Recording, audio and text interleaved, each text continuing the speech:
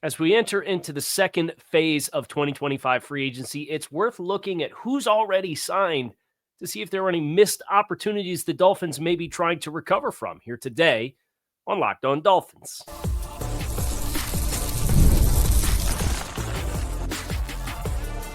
You are Locked On Dolphins, your daily Miami Dolphins podcast, part of the Locked On Podcast Network, your team every day. All right, Miami, welcome to another episode of Locked On Dolphins. It is your team every day here on the Locked On Network. I'm your host, Kyle Krabs, a lifelong Miami Dolphins fan, host of Locked On Dolphins, co-host of Locked On NFL Scouting, and the author of Touchdown Miami on Substack. I want to give a special welcome and shout out to our everydayers, because it is your team every day. We don't just say it, we live it here on the Locked On Network. Today's episode of Locked On Dolphins is brought to you by the Amazon Fire TV Stick 4K. Turn any TV into your Xbox console with no console needed. Head to amazon.com/Fire TV Locked On to learn more. Free agency's second wave is underway. The compensatory pick window closed on Monday.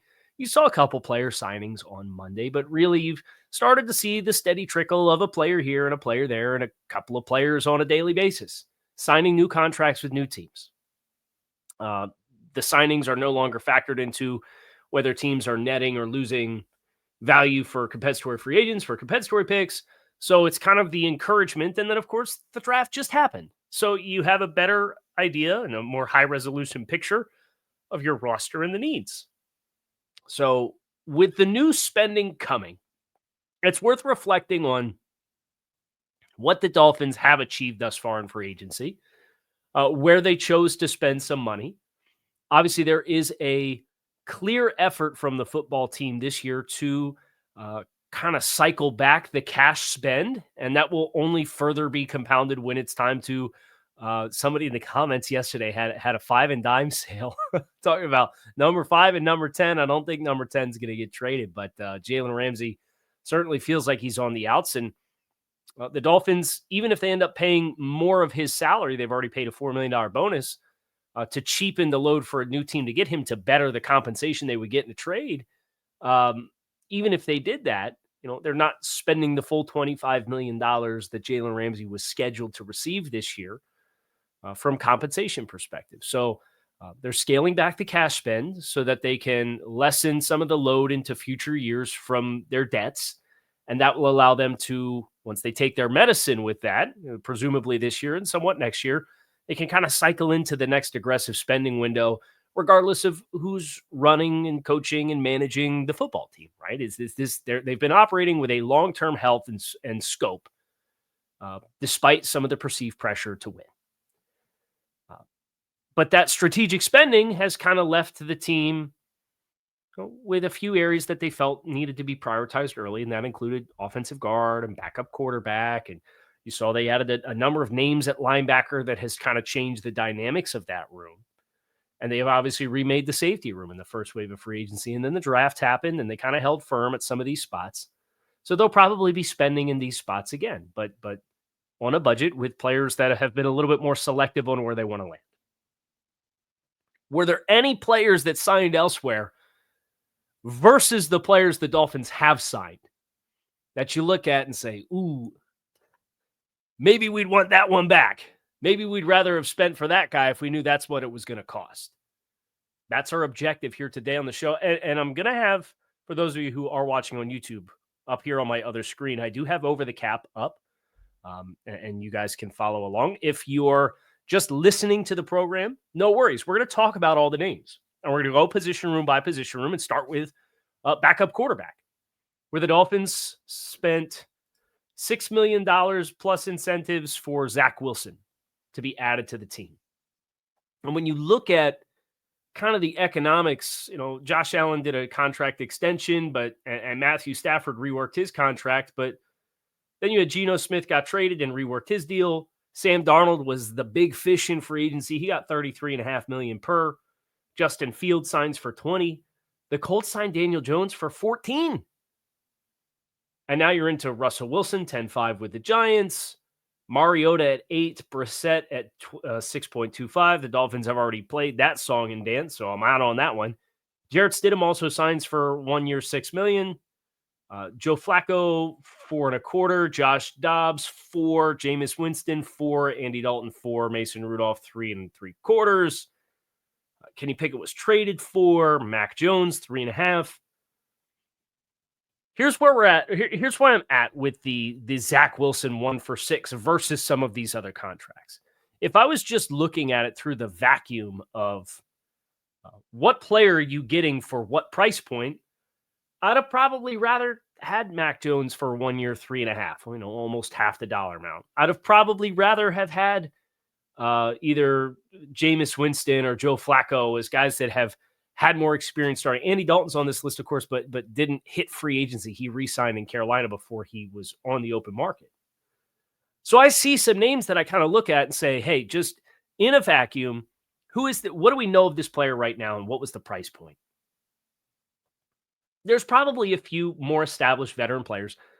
I would not have Mariota on that list, not at that dollar amount of 8. There's a long-term appeal with Zach, and that's the difference of Jameis is 31, Joe Flacco's 40, Zach Wilson's 26. What does Zach Wilson become? What is his continued development? And it's for me, for Zach, it's the appeal of, well, what happens if you get him in-house and he's been in a couple spots now and it clicks? And now you kind of have that fallback plan if you have Tua miss time and miss games.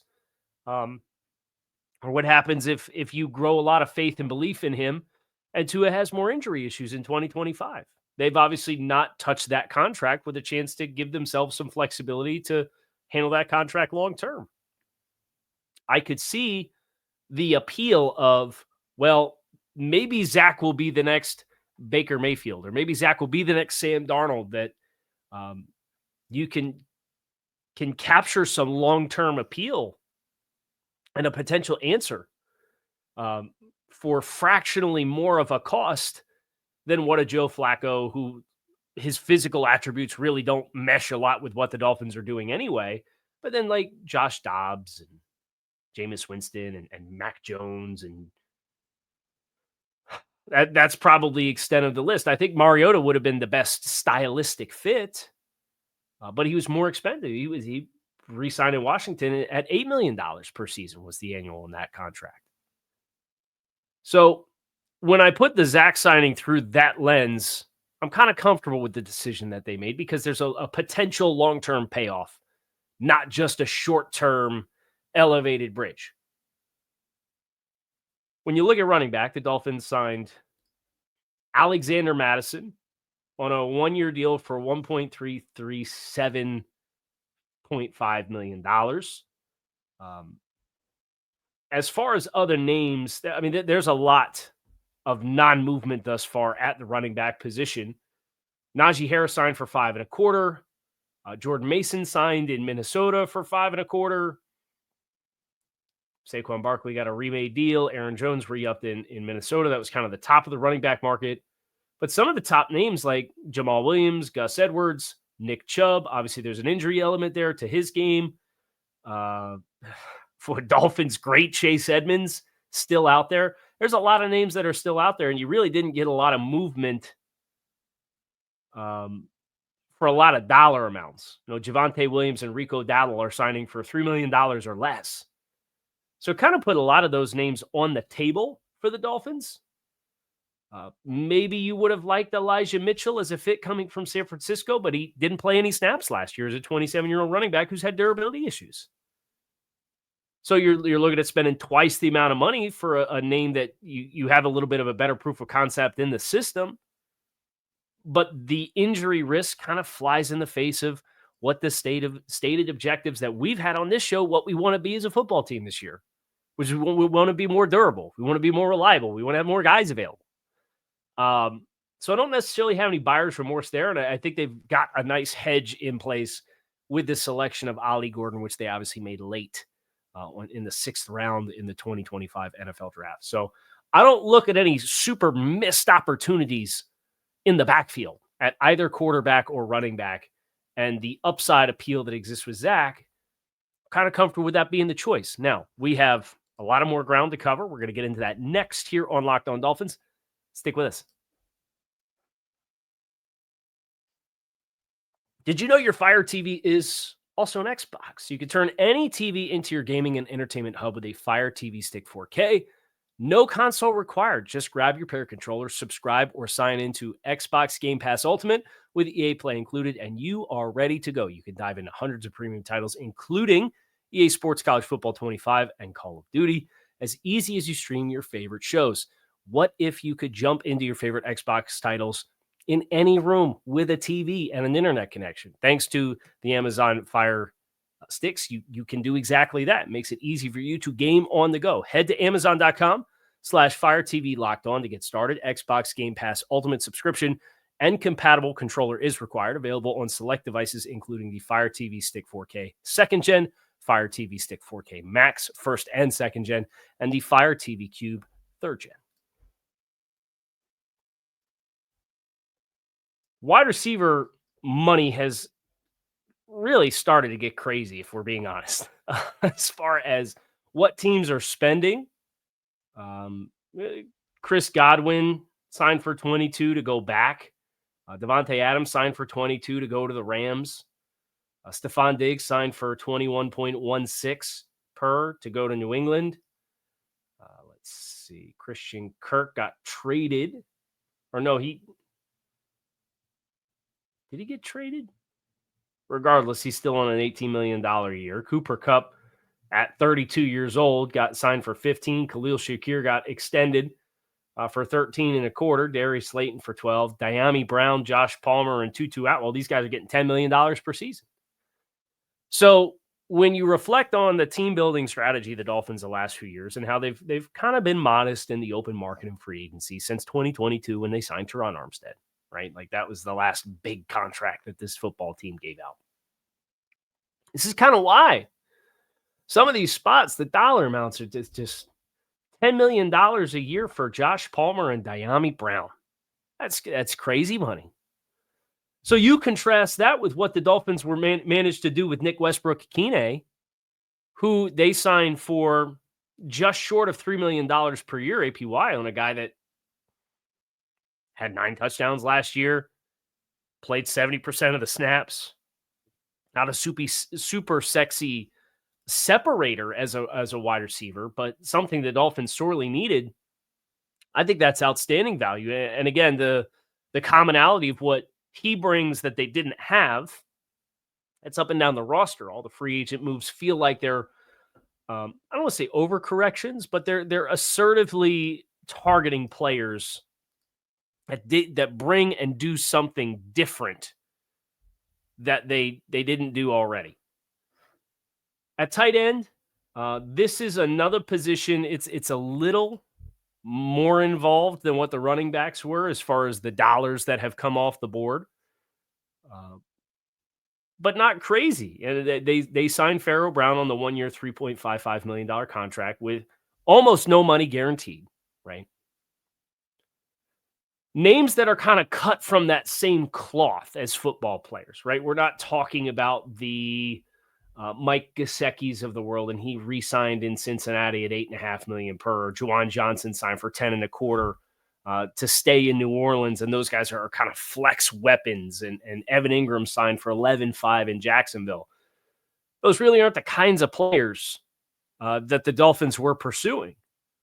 You're looking more so at like the Luke Farrells of the world, who signed despite the 49ers figuring out this contract extension to remake George Kittle the highest paid tight end in football. They signed Luke Farrell to a deal for $5.25 million. Tommy Tremble, he's a young guy. He's got some appeal as a blocker, but he signed for $5.25 million. Johnny Munt signed for $2.75 million. Mo Alley Cox signed for 2.2. These are the kinds of players that I put in the same bucket stylistically to Pharaoh Brown. And, you know, Pharaoh's 31. He's not a spring chicken, but he's not, I think he's the oldest free agent they signed in this shift and evolution that this team has had, where last year they were one of the oldest teams in football. They're tied for the 5th youngest football in roster in football right now. right? But if you tell me, hey, you can get a better version of Pharaoh Brown and it's going to cost you 4 times as much money, which is what the 49ers did to get Luke Farrell, I'll take Pharaoh Brown for 1.3 with $20,000 guaranteed. So a lot of this is relative to who is available in free agency and then obviously the price points. So we're going to get to some positions, particularly on the defensive side of the ball, that obviously the Dolphins had their needs in. And that includes at the safety position, where there were some names I would have really liked to see the Dolphins sign. And in the offseason blueprint, I had the Dolphins down to sign some of those players. But the price points just went crazy. And at that price point, yeah, I kind of like what they did do instead. Now, I'd have rubbed a few more pennies together to try to get a little bit more budget on that side of the ball. But let's just keep working our way through and look at offensive linemen and offensive tackles, where the Dolphins signed Larry Borom, a 26-year-old, to a $2.5 million deal. It's fully guaranteed, $2.5 million. There's some inside-outside flexibility here. Names in front of Borom on the APY on the free agency market. And we're not including Tunsil, who gets traded, or Jake Matthews and Lane Johnson get contract extensions. Dan Moore for 20.5. Insane number. Jalen Moore going from San Francisco to Kansas City for 15 per. Insane number. That's what Teron Armstead signed for 3 years ago, is what the Chiefs are paying Jalen Moore.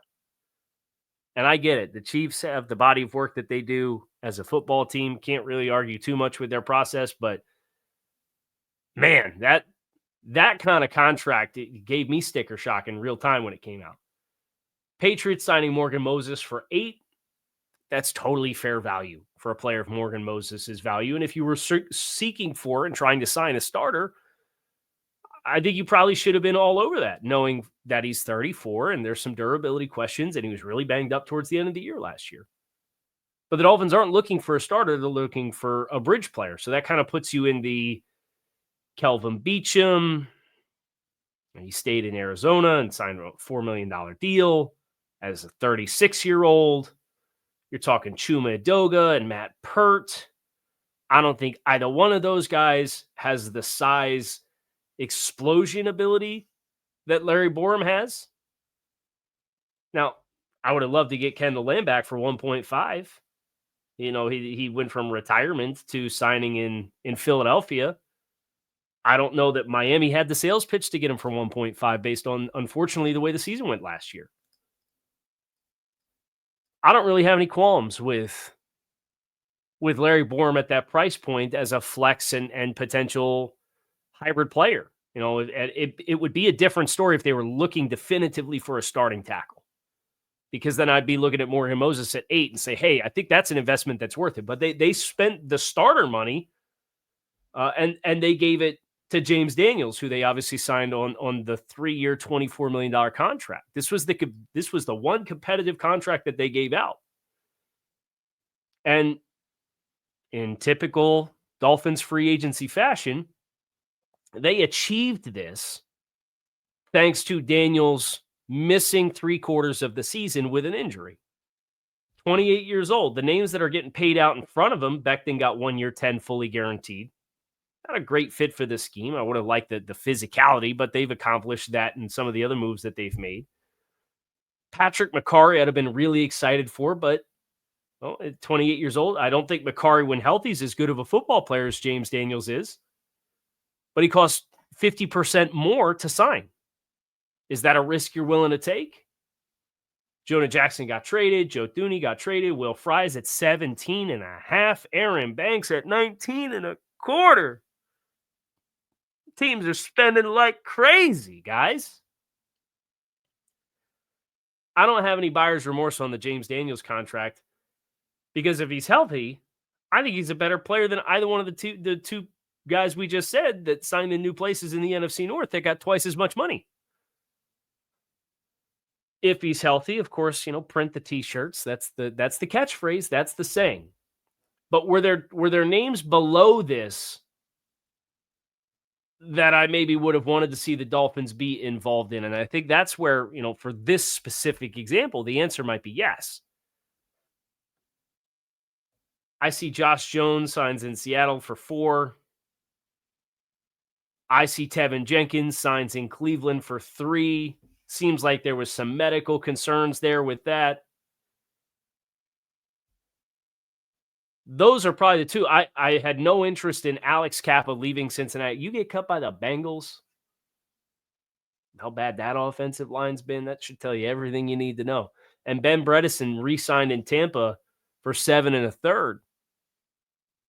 I wouldn't have been interested at that price point in Bredesen anyway, but Tevin Jenkins for 3, even with the medicals. No, because James Daniels has a medical concern and question. Now, I wouldn't have let Jenkins signing, and he signed after James Daniels signed. I wouldn't have let that prevent me from doing multiple things on the offensive line. And then maybe that frees up some of the draft capital that you ended up spending to go up to 37 to go get a dude to be a starter. But the other thing for me about the interior offensive line with these guards, there's still names that are out there. We mentioned Brunskill and Cody Whitehair. Dalton Risner, Dolphins fans have been trying to sign that dude for 3 years. I'd much rather have Brunskill or Whitehair, but those guys played for less than $3 million last year. So if my buyer's remorse is, oh, well, we didn't spend on Tevin Jenkins, okay, then sign Daniel Brunskill. You can right that wrong, or not even a wrong, but you can right that missed opportunity right now if you wanted to.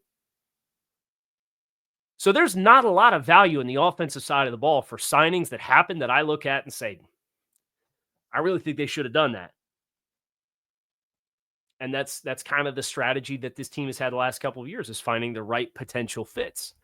And obviously they had the success they had with it last year with Jordan Brooks and Jonnu Smith and Calais Campbell is kind of the hallmark players that they signed in free agency. Now, not all of them hit. We'd all like to pretend the Jordan Poyer thing didn't happen last year. And I'm sure there will be some of that again this year. But I don't actively look at who signed and what dollar amounts on the offensive side and say, dang, they really dropped the ball. How about on the defensive side of the ball? We're going to get into that next here. Locked on Dolphins. Make sure you guys stick with us.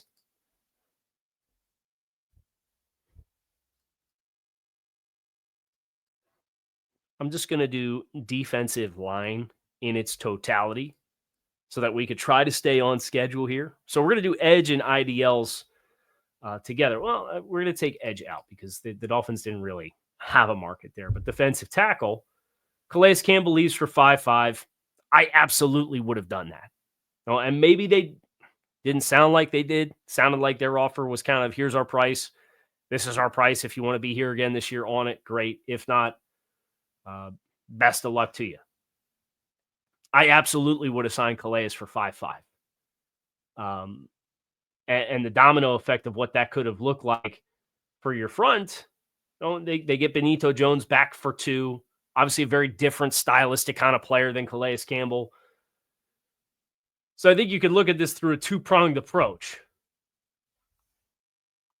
Not really that you are going to be in the market for nose tackles now because Grant can do it, despite everybody telling you, we're going to be full screen for the YouTubers on this one. Kenneth Grant is not a nose tackle, okay? Don't let these analysts tell you Kenneth Grant's a nose tackle. Don't let them tell it to you. He's going to be an odd front end. He's going to be a 3-tech. He's going to be a 1-tech. He's going to play on the nose and some passing. He's going to do a lot of things for you, which makes it an exciting addition and not a low-value proposition at 13 overall. But we're not going to get into that. I don't expect the Dolphins, between Kenneth Grant, having Benito Jones, and then also drafting Jordan Phillips, who primarily is a nose.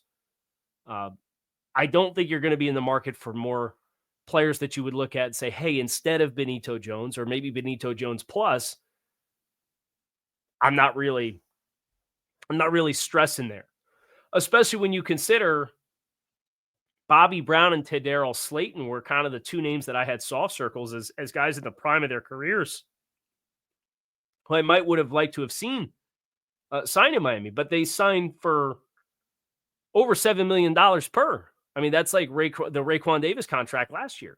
And I think both of those guys have a probability of being well worth that money as compared to Raekwon, who had some, I believe was some kind of medical issue and made it 1 year into his contract and didn't really play, and now is a free agent. So you take it in stride and say, that dollar amount's aggressive. I would have liked to have gotten Tyrell Slayton or Bobby Brown, but their price point's at $7 million per. If you're going to spend in that window, take the $1.5 million less and just re-sign Calais Campbell. That's probably the big one for me that I sit here and look at, but I also don't know what Calais' feedback was on that. As far as who's left, I think maybe DeMarcus Walker, who played kind of in that same price point, which would just add more sting to not doing the competitive offer to Calais thing in the first place. But also Fali Fatukasi in Houston, who was a street free agent last year and signed for about $5 million and is still available. Him, Austin Johnson out of Buffalo. Buffalo kind of remade their defense. Those are the two players that I look at and say, hey, we've talked about the need for this kind of player. If you wanted to get one of the upper bands of free agents that's still left, that's probably the direction that you go. But if you did indeed do that, all that's going to do for me is really put more sting into not bringing Calais back, or not putting an offer in front of Calais if he was willing to play for 5.5 to get him back in this year. And again, I know that there was a lot of perception that Calais didn't believe in the Dolphins and that's why he left. I don't believe that to be the case. I just don't think the Dolphins put a competitive offer out in front of them. And off-ball linebacker, it was reported throughout the course of free agency that the Dolphins were hot on the heels in the early negotiation window of Dre Greenlaw, who signed in Denver for $10.5 per. I am not mad that they didn't get that deal closed. Especially through the lens of you got Tyrell Dotson and KJ Britt and Willie Gay combined for about 60% of the cost of Dre Greenlaw, and Dre Greenlaw being 28, coming off of a year in which he played 3% of snaps because he had an Achilles tear in the Super Bowl the year before. And there's, Dre's plays such a violent brand of football that the durability element's not really ever been there for him. And you're seeing all these linebackers getting big time money. TJ Edwards got an extension at $10 million per. Ernest Jones signed for $9.5. Dre Greenlaw got $10.5. Terrell Bernard got extended at $10.5. Robert Spillane signed in New England for $11 per. Nick Bolton re-signed in Kansas City for $15. Jeremy Sherwood got $15. Zach Bond got $17. Like, big money here for some of these spots. I would have been interested if the Dolphins could have, landed a name kind of in the same ballpark as Tyrell Dotson, but like if it could have materialized for Isaiah McDuffie in Green Bay as a 26-year-old with a big-time special teams background, he signed for less than $1 million more than Tyrell Dotson. Potentially EJ Speed, although Speed's an older player. McDuffie's 26, Dotson's 27, and that kind of being your marquee second player right now. So there were some, I don't want to say parallel, but potentially like different directions that you could have taken for similar dollar amounts. But Dotson having kind of the head start that he had in the scheme and playing the way that he did after he got here in waivers last year, like, seems like the kind of player that you would want to bring back and get a chance to kind of bet on himself here and capitalize on the sweat equity that he put in at Miami. Especially because a big part of, I think, what this team needs to do differently moving forward is taking care of the right guys, not just taking care of your biggest guys. And I think they took a step in that direction. Obviously, they chose not to meet the contract requests of Javon Holland, right? And Holland hadn't played his best ball here in probably 2 years. And you had Tyreek Hill and Jalen Ramsey that came in here and got contracts, and with multiple years left on their pre-existing contracts, was threatening to hold out so that they could get another new contract. And the Dolphins gave it both to them. And they both of those situations went nuclear in a 4-month stretch. And now they're going to have the chance to wear some egg on their face as a result of it. A guy like Dotson strikes me as the right kind of guy, kind of like a Zach Sealer, who Zach Sealer came in, the team developed him, and they compensated him and paid him. And Zach's here at OTAs, despite probably looking for a new contract after 20 sacks the last 2 seasons. And I'm sure they will work on getting something done. He changed his representation, so that kind of tells you that it's on the forefront of their internal discussions. But Zach's here, and Zach's doing it the right way, and Zach's being a professional about it, and just continues to ball out. And I think Dotson, with the way that he played when he got here after he got cut from Seattle, I'm in on giving him a chance to bet on himself. And if he comes back and he lives up to the standard that he had, when it's time to have the new contract discussion, that could be a player you take care of because he did it the right way and he balled out in the way that he balled out at the end of the year last year. So some potential like similar spends, but nothing that I look at and I'm like, man, I really have a lack of buyer's remorse. Corner.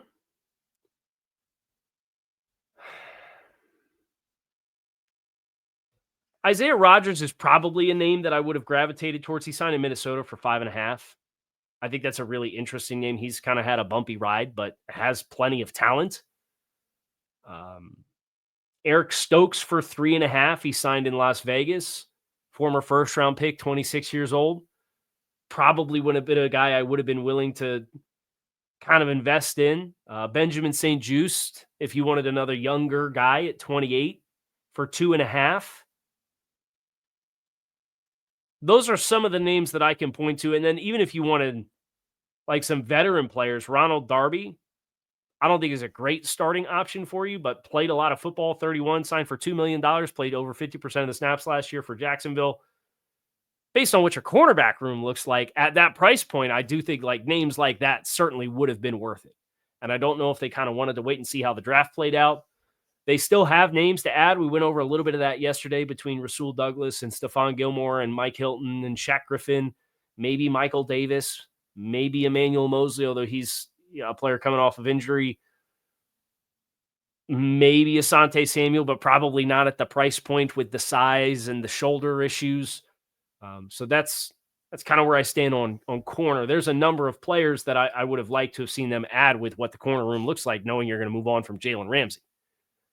But it sounds like they are getting ready to get in this window, in which case it would allow them to have achieved what they wanted to in the first wave of free agency, which is leave yourself open to recoup the 4 for Javon Holland and then get similar players, probably at similar price points at $5 million or so would be my guess. So if it all works out, then it all works out. But if it doesn't work out, then that's the one position room I really look at right now, other than Calais Campbell at defensive tackle, and say, we probably missed some opportunity here. At safety, last group, real quick. Trayvon Moehrig, loved him, was ready to spend. I went on the record and said I'd give Trayvon Moehrig whatever Javon Holland's asking for before I'd give Javon Holland what he was asking for. Well, the Panthers did. They gave Moehrig 17 per, and Holland got 15.1. Big time dollars. There's some names I would say as far as missed opportunities. I don't really feel there are a lot here unless you were willing to go there with Jeremy Chin and say, hey, he got $8 million per from Las Vegas. That's probably the right kind of player that I could have gravitated towards at safety. That's going to do it for us. I got to get out of here. Kyle Krabs. You can keep it locked in right here on Locked On Dolphins. It is your team every day. Talk to y'all again soon.